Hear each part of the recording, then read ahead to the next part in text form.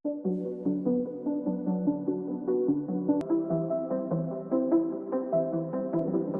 why is solar so important for India? We are a tropical country, so there's a lot of sunshine, and we get more than 300 days of sunshine every year. So solar power is an obvious choice.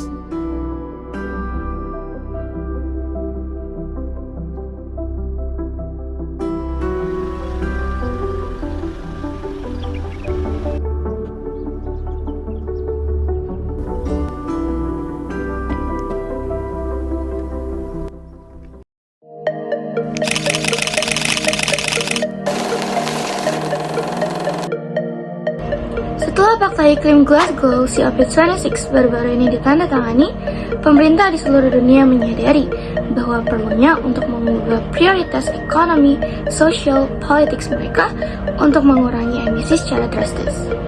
Penghapusan bertahap batu bara menjadi prioritas utama dalam komitmen nasional untuk merancang rencana nol bersih atau Net Zero Plan.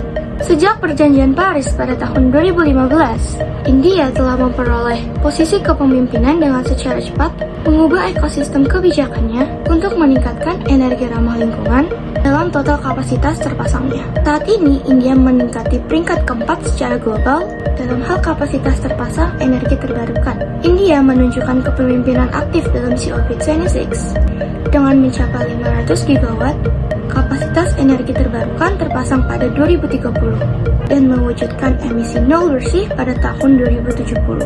Salah satu inisiatif terkemuka adalah program Solar Parks yang menciptakan kawasan khusus yang dirancang untuk membangkit listrik tenaga surya.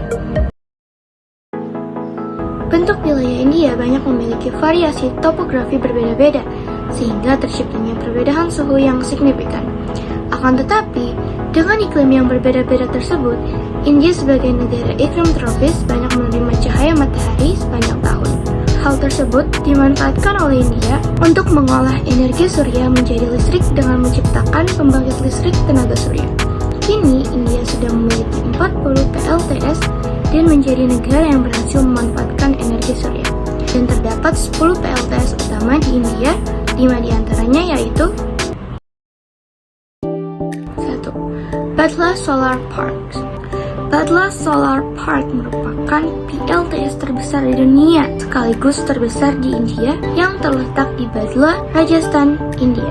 Badla Park mulai beroperasi pada tahun 2017 dengan jumlah lebih dari 10 juta panel surya. Kedua yaitu ada Pavagada Solar Park. Pavagada Solar Park merupakan salah satu PLTS terbesar kedua setelah Badla yang terletak di Kartanaka, India. PLTS tersebut mulai beroperasi pada Desember 2019 menggunakan panel jenis photovoltaik dan memiliki kapasitas sebesar 2.500 MW dengan luas area sebesar 13.000 hektar. Yang ketiga, itu ada Kurnool Ultra Mega Solar Park. Kurnool Ultra Solar Mega Park merupakan PLTS yang terletak di Andhra Pradesh, India. PLTS tersebut memiliki kapasitas sebesar 1000 MW. Keempat, ada Rewa Ultra Mega Solar. Rewa Ultra Mega Solar merupakan PLTS pertama di India yang berhasil memecahkan hambatan paritas jaringan listrik. PLTS tersebut terletak di Rewa, Madhya Pradesh. PLTS ini mempunyai kapasitas sebesar 750 MW, menjadi proyek pertama India yang memasak listrik ke pelanggan akses terbuka antar negara bagian yaitu Delhi Metro. Yang kelima yaitu Charanka Solar Park.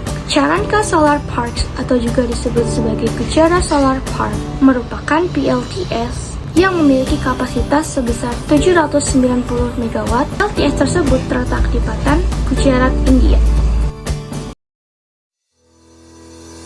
Menurut teori Rostow, terdapat 5 tahapan modernisasi, yaitu tahap tradisional, persiapan untuk pertumbuhan, pertumbuhan lepas landas, tahap pertumbuhan berkembang, dan tahap kematangan konsumsi massal.